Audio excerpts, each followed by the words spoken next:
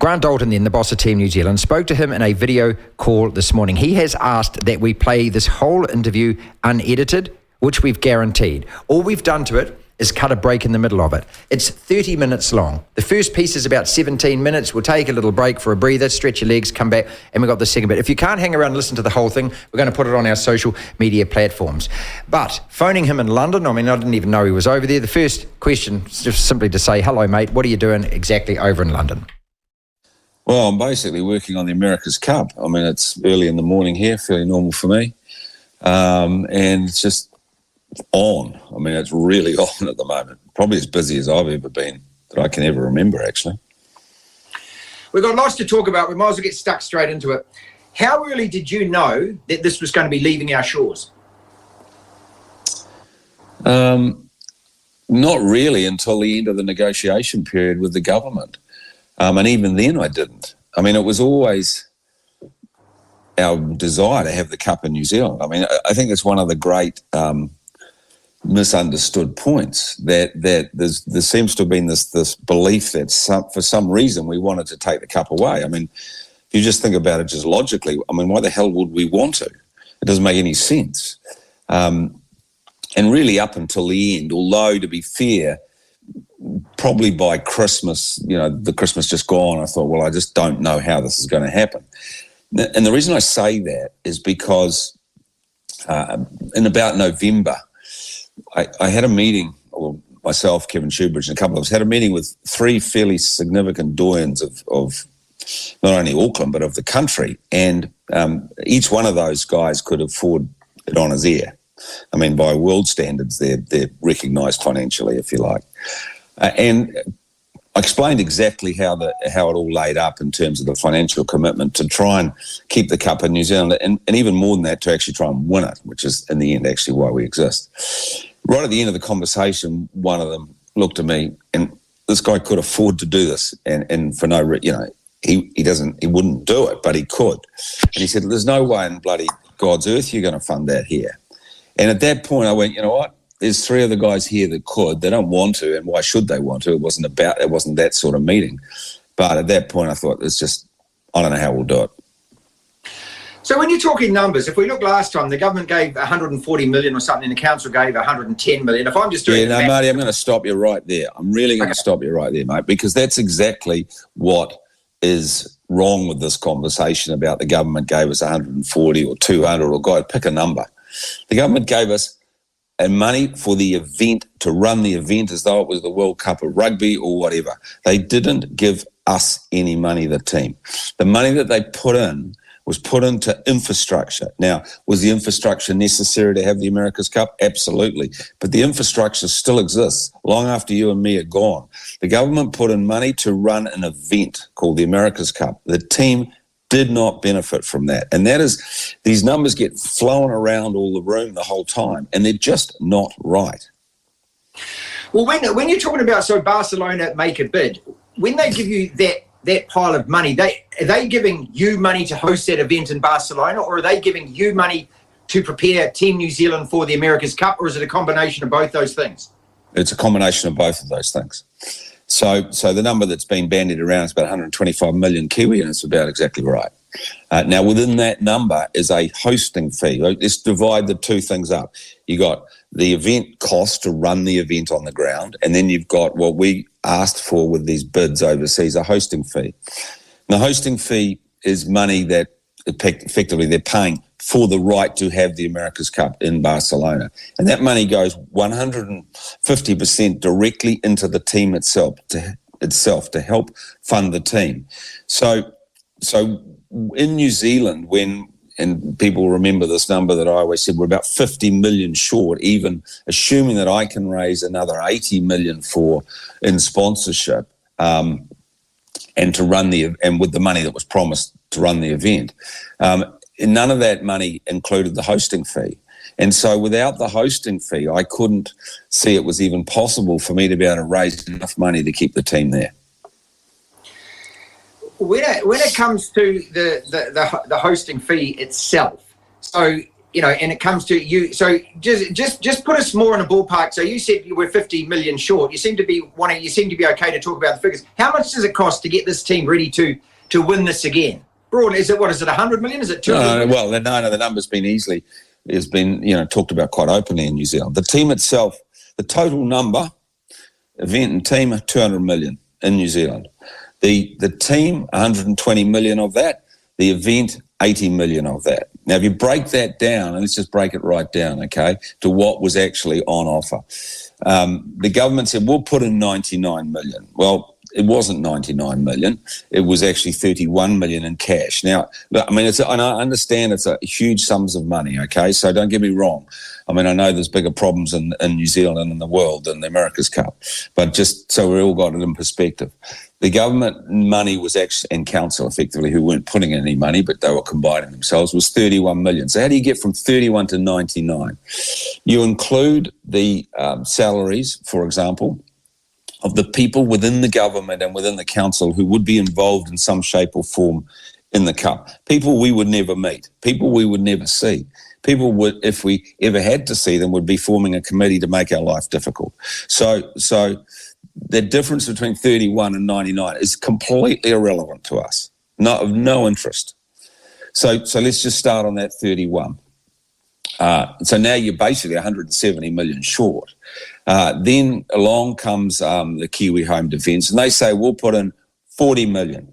Well, would they have, wouldn't they have? I don't really know because I never met them, but let's just say they were. And I say, I will raise 80 million myself. Now, that's a crap load of money to raise in this environment, right? But I'll put my head on the block and say, I will raise 80 million myself. See, up to 150 million now. So there's always a gap of 50 million. That is the problem in New Zealand. That effectively, that would say, I've got to raise 130 million. Well, I couldn't do it. I can't raise that sort of money in this environment. And I don't even know 100% sure I can raise the 80, but I was prepared to gamble on that.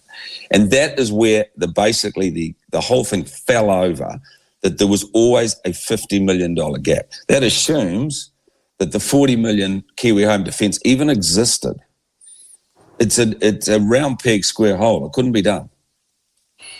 Who in the government was, do you think, really supportive? Who was perhaps a hindrance to this? And where did it actually fall over? At what point? And who was the person that actually, in the end, you're sitting across, we can't do this deal? Yeah, well, the government was clever enough to put an intermediary negotiator in the middle of this, because us trying to negotiate directly with MB was going to be a problem. And they put a guy in called John Strowger, a very well-respected lawyer within Auckland. And he was great. And from the council, they put in a guy that I know really well called Grant Stevens, who was ex-CEO of Sky City. Good guy. Both great guys. And they worked their best on their side, and we did our best on our side. Towards the end, we submitted basically a draft host venue agreement, which was the same draft as every city that we've dealt with, ultimately, which became Barcelona. And that was rejected outright by the government, not by John Strowger, not by Graham Stevens, but directly by MB.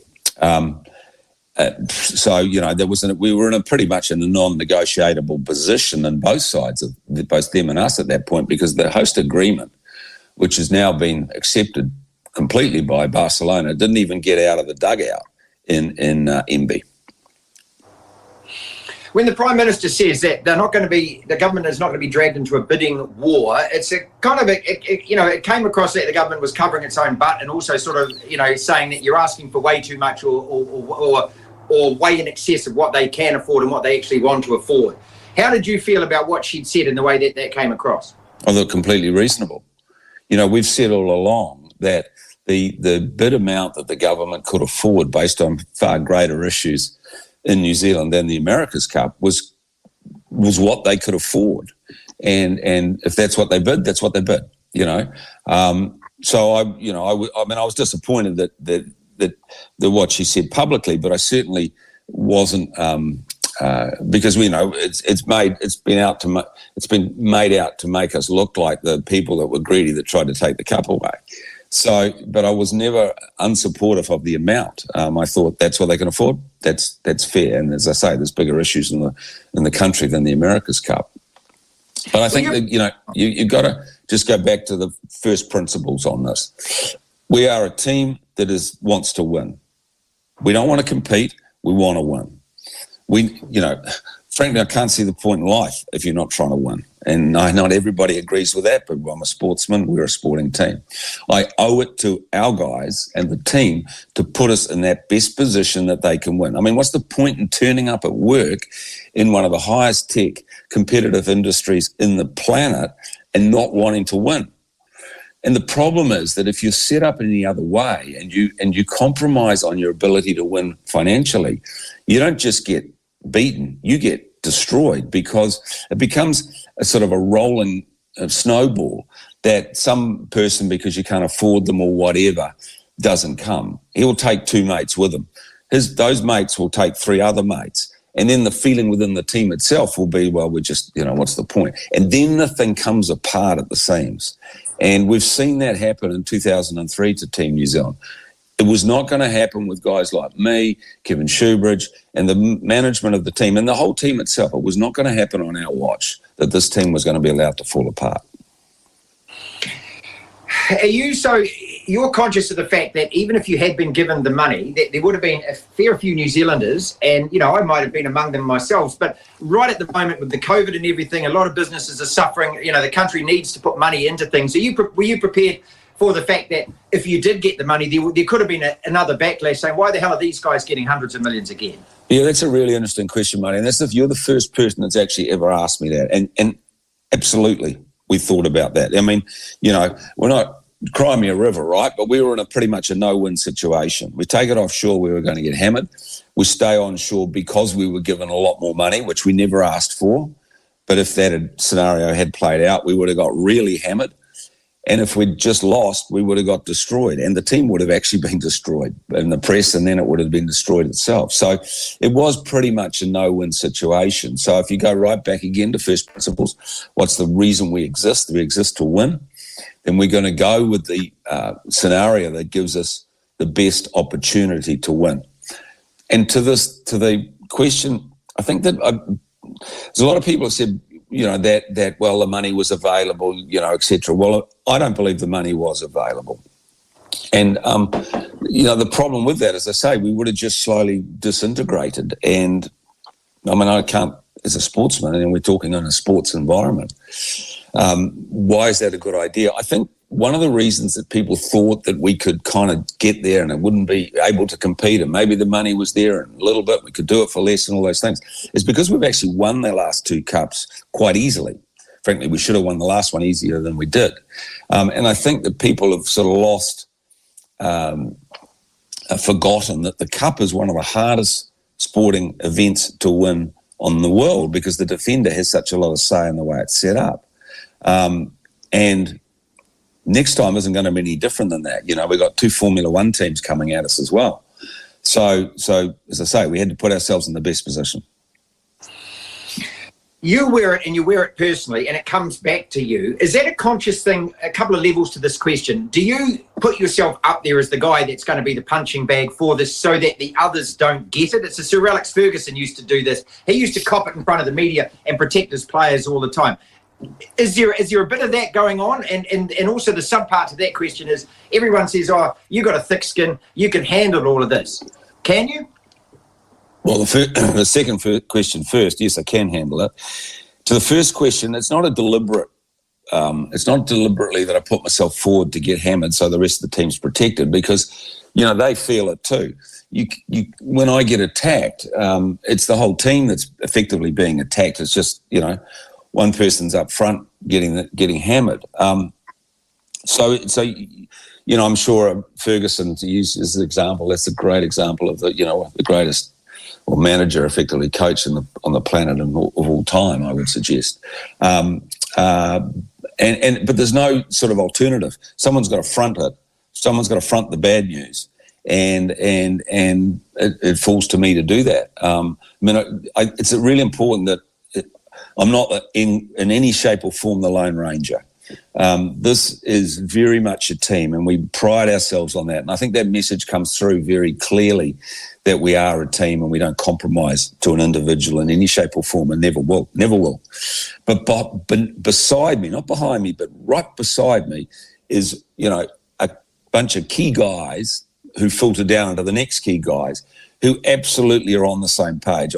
This is not a maverick type environment that I produce. This is a team of people that actually all agree with the same. We don't do things that we don't agree with pretty much collectively. Very unusual for us to do that all. And it would be never that I would step out of the team environment and just do what I thought. Our success is our strength of being one unit. Burling and Chook never wear it, though. They become the heroes. You become at times the anti-hero. Do you give a stuff? Do you care about what the public think, about the kind of press you get? I don't know what the public think, because I only read what everyone else reads, and I don't know on a percentage level what people actually think. But you get hammered in the mass media. Do you care about that? Do you care about your image? Yes, absolutely I do. But I care more about what's right for the team. So, and I keep coming back to this every time. Success is this, that we move as one. We don't promote heroes. I mean, maybe Pete and Blair become the heroes, but we don't promote that internally. And we certainly don't treat people internally in that way.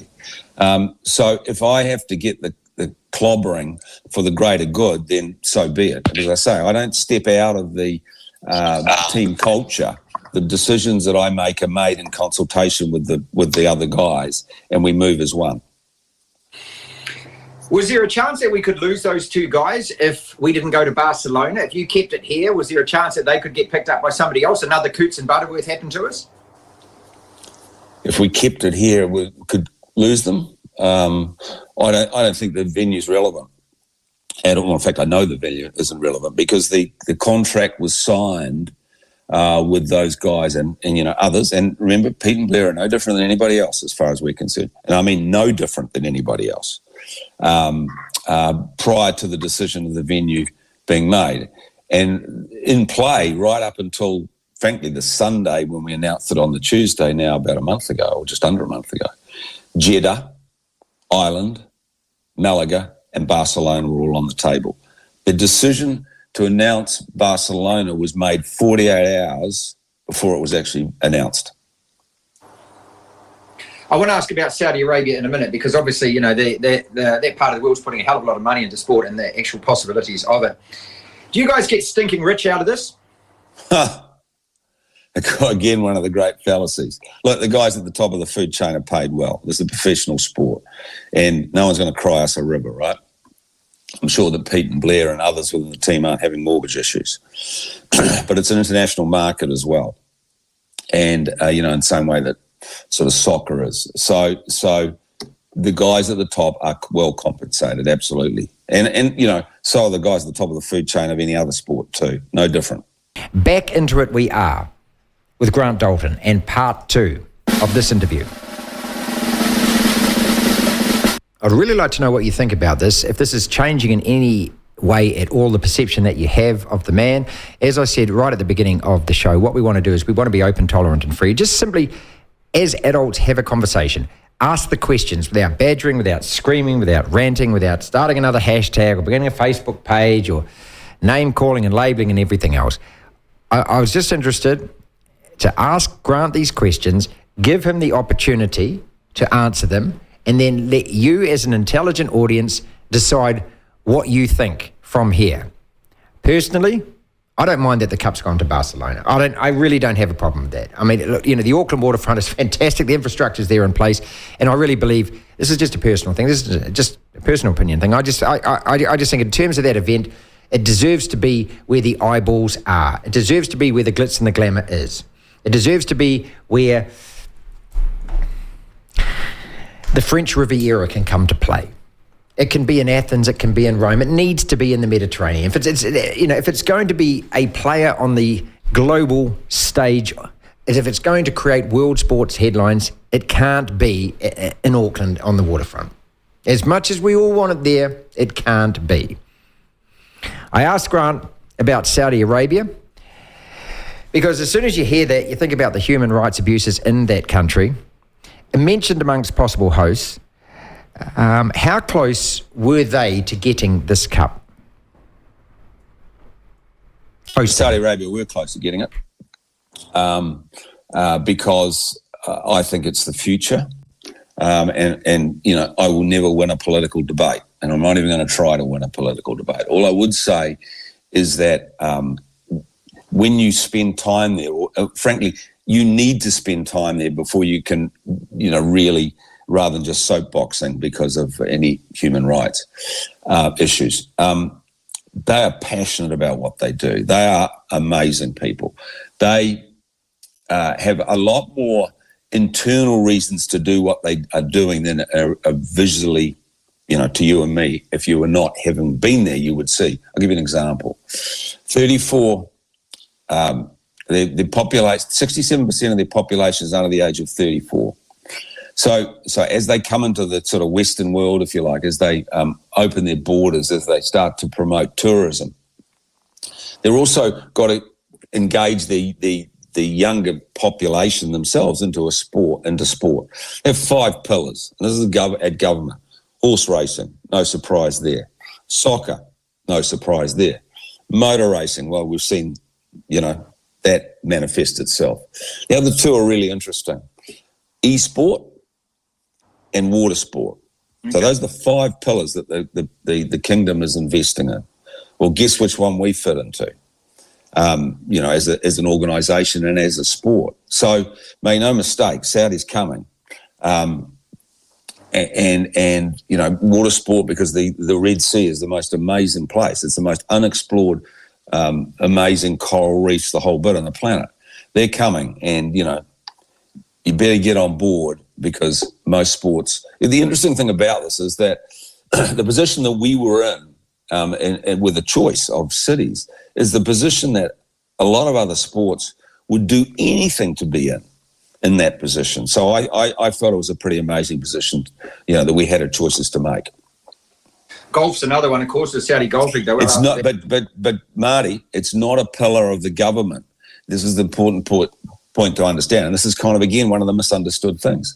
It is the chairman of they're basically the PIF, which is the big Saudi investment, and he's also the chairman of the big fuel. I'm struggling with the name again, Aramco. So this is a personal thing for him. Okay, golf. It is not a pillar of the government. I've seen the 5 pillars presented to me of the government, and golf is not one of them. Okay.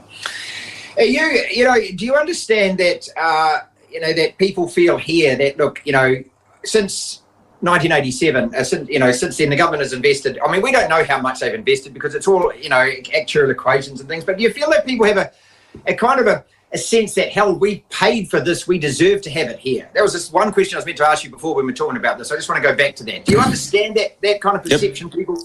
Of course I do. Of course I do. Absolutely I do.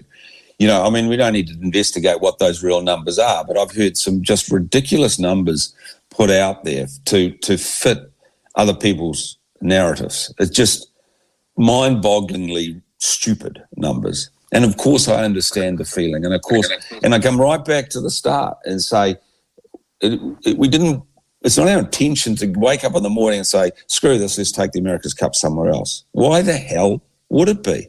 I mean, it defies logical sense. But it was a decision to wake up in the morning and say, we are going to put our best foot forward to win. Now, if winning is a bad word, then we're guilty. But if winning is why you exist in an organisation and a team, and guess what? Just competing, as we see so often promoted in the society now, well, you know, we're guilty of that, of not wanting just to compete and be part of the masses. We set up to win. Could it ever come back here then? Absolutely it could. And again, look, it's, you know, I mean, I know it sounds like I'm sort of pleading case or bleating or something, but I'll put it to you this way. Had we not taken this in this case now it is to Barcelona, a brilliant city, by the way. We haven't even talked about what an amazing place to have the cup it will be. Then it would never come back, because you would have it in New Zealand. If you even made the start line, you would get beaten, and then it would be gone forever. So your option to ever have the cup back in New Zealand would be gone anyway. And there'd be a lot of, hand-wringing and, they didn't try hard enough to get the money, and, they were beaten by better teams. Well, frankly, you would be beaten by better teams. And I would, there's this fallacy that the cup in 2003 was not lost because of not having enough money. It's completely wrong. And I'll tell you why it's wrong. They did have enough money for the talent that they were able to dredge up after Coots Butterworth and friends went to Alinghi. And everybody thinks that was sort of the end of the problem. What happened next is exactly what I was saying before, is this domino effect that you get. Well, they've gone, so it's all right for me, etc. A lot of the top guys then that remained, particularly in design, went off to One World. And so you were just left with this skeleton. Frankly, I think half of them people that were left would have worked for nothing, just for the opportunity to work for Team New Zealand. And so the people that remained on the budget that remained were just not of the right calibre, and that is why they lost. So it was about money. Do you have personal vendettas or people that you've head-butted with here that you're enemies with now because of it? Yep, absolutely. You want to name them?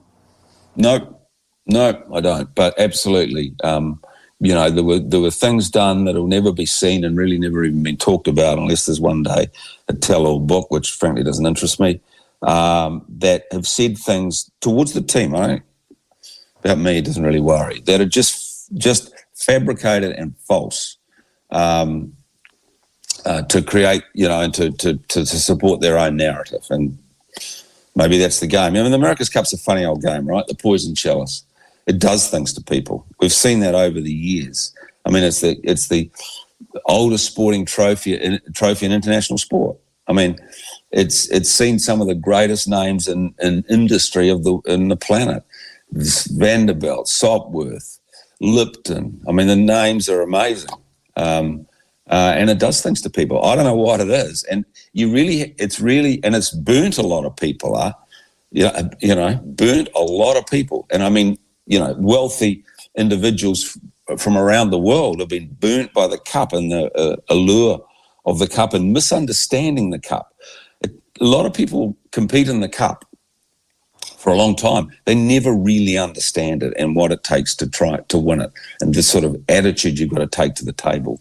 They think it's a play thing that they would like to be involved with, and it can't be that hard because they've been really successful in business. And you and I know that, yes, the cup is a business, but it's also a sport, and it's a unique mixture in that way. You got a quill there full of arrows. Who are you going to shoot them at? What do they say about the revenge in the cold light of dawn is better than in the moment? How's your relationship with the Royal New Zealand Yacht Squadron? Oh, well, actually, that's a good point you bring up, because I haven't even mentioned that. Brilliant. And, the squadron, and it's a miss of me not to have brought that up earlier. The squadron has been brilliant through this. Remember, they are a yacht club. They are the trustee of the cup. But their mandate is not to, rough and tumble and get the absolute bejesus booted out of them by, individuals from the outside and within the club as well. And they stood up through this, the hail of bullets that went on for about 9 months. Early on, they were sort of romanced by the idea that maybe the money was out there and the odd person within the club was going to put in some money, and wasn't it going to be amazing? It took them a while to work out that it was a sham and a con, and that they were going to be had. We had to really work with them to make them understand, welcome to the America's Cup sort of thing. But once they got it, the Commodore, and he was supported by his General Committee and by the America's Cup Committee, were rock solid.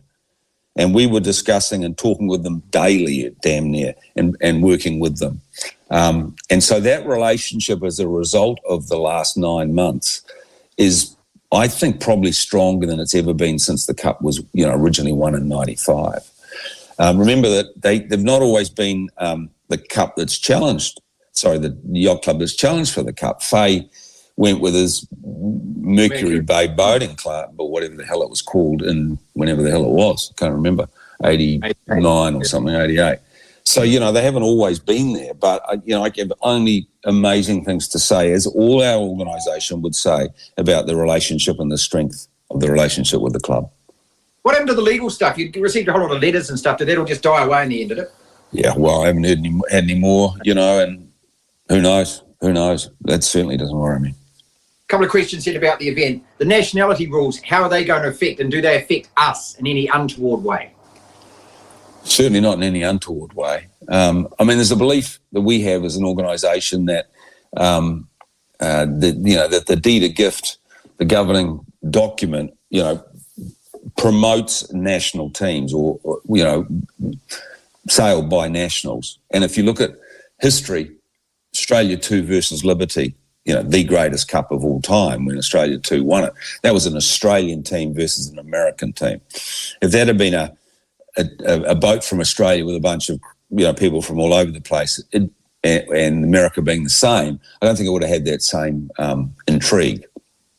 It had intrigue everywhere, wing keels, etc. But it was very Australia versus America. That famous sort of quote by Bob Hawke. Anybody who sacks someone from not coming to work's a bum. And that's what it sort of the fever that generated within Australia. So the rules that we brought in promote that. The entries that we've got and are still together, we're still at least another one to come, have not been affected in any shape or form by not being able to compete because they can't find the yachtsman. There's another way of looking at this too, and that unless you have a rule that promotes your own yachtsman for your own country, you never actually grow as a country. So I'll give you an example. Sweden, through Artemis, went in the cup twice, pretty much didn't have any Swedes involved at all. There might have been one, but I don't know who it was. So what good is that to the sport within Sweden of yachting? The fact is Artemis has come and gone, and Sweden's no better off as a yachting nation as a result of it. Whereas Switzerland this time, and absolute credit to Ernesto Bertarelli, who was the original raider of Team New Zealand, has got a Swiss sailing team, yet he's in the America's Cup. So he is now actively, and has done actually since he lost the cup, actively promoted sailing in Switzerland, and now he's got a damn good team of Swiss sailors amongst all the other amazing people he'll have within his team. Could anyone else do your job, and if so, who, and when do you leave? When do you decide to give it up? Well, no one goes forever, right? And no one should ever think that they're irreplaceable. So absolutely my job can be done by someone else. Why wouldn't it be able to? And when that day comes, we will all know it. Certainly within the team will know it, and I'll be replaced. It'd be wrong for me to speculate who that will be, but you don't have to be a rocket scientist to work it out either. And the team will go on. Maybe it'll go on to even greater things. All right, then. Thanks so much for your time. I've got a couple of quick things before we go. Okay, here I am. I'm ringing talk back now. Dalton, you're a bum man. You've ripped us off. You've taken all this money. Bloody cup's ours. Now you're taking it overseas. You're this and you're that. What do you got to say? Winning is what matters. What do you want to say finally to the people in New Zealand, Grant? Well, first of all, I hope that as many as can come and want to come to Barcelona will come, because it will be an amazing venue. The city and the region of Catalonia are just right into this. In some ways, they see this as their next Olympics, and we all know the Olympics was amazing in Barcelona. We all have memories of Freddie Mercury and the arrow flying through the air and lighting the cauldron. And what's interesting is a lot of the people that are involved are the effectively children of the people that were involved in the Olympics, and they see this as the legacy to their father or whoever that was involved in the Olympics in Barcelona. And they are committed to making a brilliant event. So Barcelona is one of the great... if you look for three venues in the world, you say, where would I like the America's Cup other than Auckland? You got to say Barcelona's got to be probably top of that, but just because of what the sailing, not only the sailing conditions, but what it just brings into your head as a venue or as a city. I hope that people come. We did not take the cup away from New Zealand for any other reason, despite what people would say financially about the monies available, than to try as an organisation to do the three-peat, be the first organisation to ever win it 3 times in a row.